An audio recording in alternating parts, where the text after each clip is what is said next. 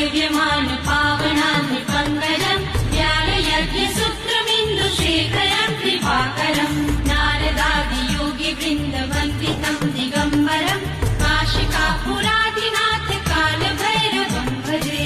ॐ हं शं नं गं तं शङ्खं महाकालभैरवाय नमः।